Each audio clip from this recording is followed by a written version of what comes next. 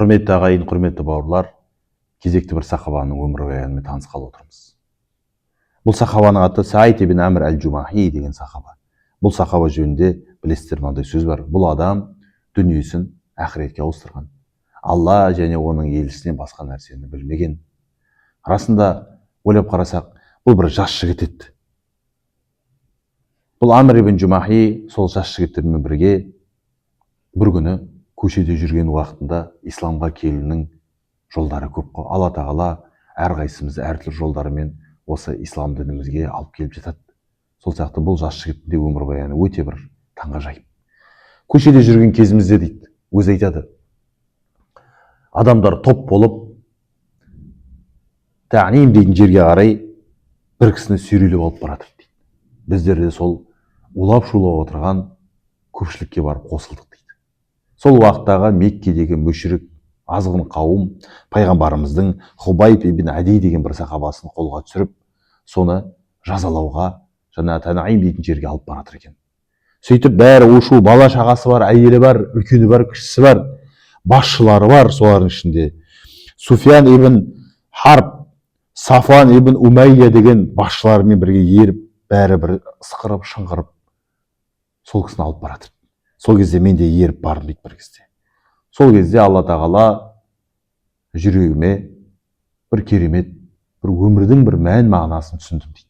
Сөйтіп ана кісі алып барған кезде бұларға ешқандай бір қорықпастан мойын тік ұстап тұрып бұрылып қарап айтты дейді, рұқсат етсеңіздер Құдайға бір 2 ракат намазымды оқи, мінәжат намазымды, соңғы намазымды деп намазды оқып болып бұрылып қарап айтты дейді, мен намазды негізі ұзақ оқыр едім, бірақ сендер мына намазым өлімнен қорқып созып жатыр ма деп ойлап қалмасын деп қысқартып оқыттым. Сол кезде ішіндегілер тұрып улап шулап шыңғырып, азғын қауым сұрақ қояды, сенің орында Мұхаммед болған қалар ма едің? Сол Мұхаммед үшін өліп бара жатсың ғой, бала шағаңның қасында үйіңде отырмас па едің деген кезде айтады, әлбетте олай емес дейді.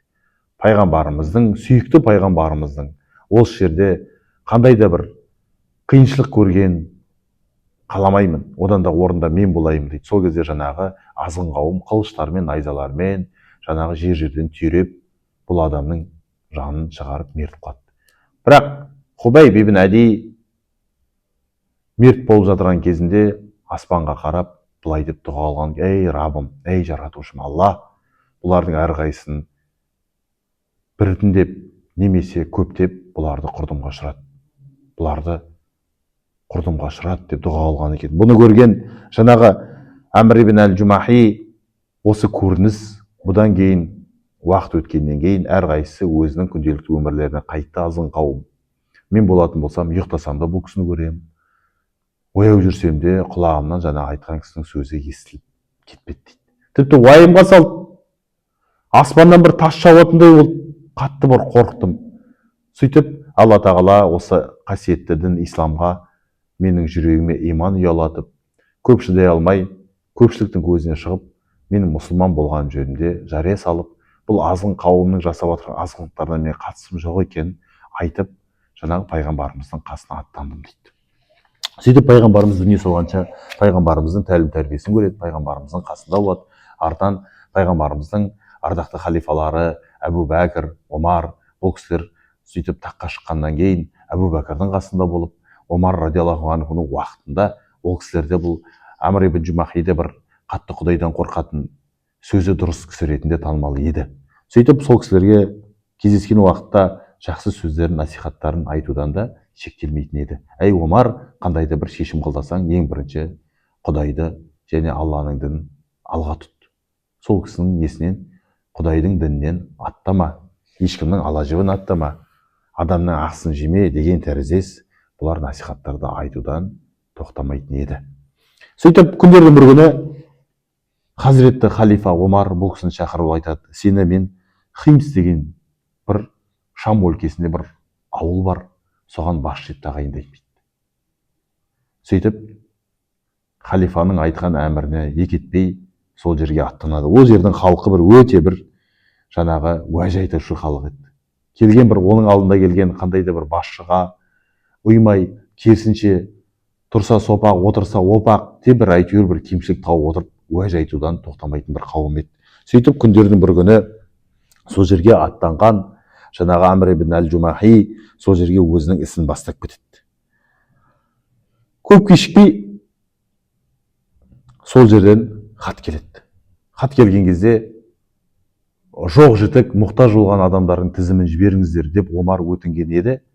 Сол тізімнің ішінде қараса, сол жаңағы сол мекеннің басшысы Амр ибн әл-Жумахидің да аты жазылып тұр.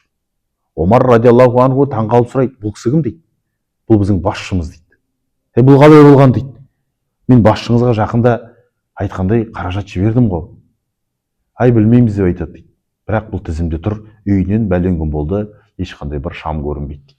Сол кезде Омар радиаллаху анху бұл жылаған жасы сақалын бояп, қатты бір ойланып, сөйтіп бір уайымға салынып жүреді.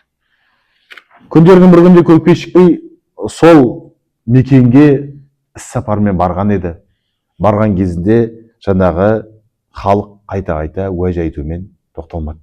Сөйтіп халықты жинап алу алдына сол жаңағы басшы Амр ибн әл-Жумахиді жинап алып, ал уәждеріңізді тыңдайын деген кезде, уәждеріңіз қандай дегенде 4 уәж айтады. Біріншісі дейді, бұл басшымыз дейді. Айтқанымыздай күндіз таңертең бізді қабылдамайды, әбеттен кейін шығады дейді. Сол нәрсеге біздер уәжіміз бар дейді. Сол кезде Амр ибн әл-Жумахиден сұраған кезде себебі не деген кезде айтқысы келмей, бірақ айтайын, менің қызметкерім жоқ. Жаңағы нанды да, қамырды да өзім бәрін дайындаймын. Сол піскенше отбасыма соларды пісіріп болғанша не болады дейді, түс ауады, түстен кейін шығамын дейді.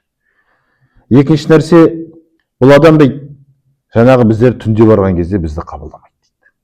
Қандай да бір сұрақтарымыз барып, жаңағы мәселені сол кісімен ақылдасайық, сұрайық деп барсақ қабылдамайды.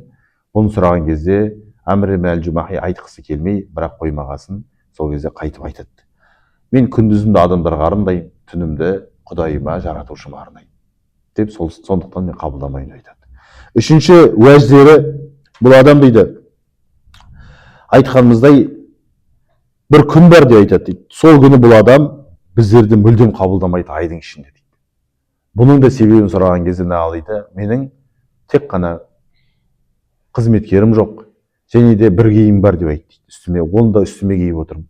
Соны айтқанымыздай айда бір рет соны жуып, соны кепкенше күтемін. Сондықтан шыға алмайын деп айтады дейді. Бұлардың бәріне жауап алынып болғаннан кейін жаңағы 4-ші мәселе не деп сұраған кезде не дейді? Бұл адам бір жиналыстарда отырып өзін-өзі есінен танып талқылады дейді.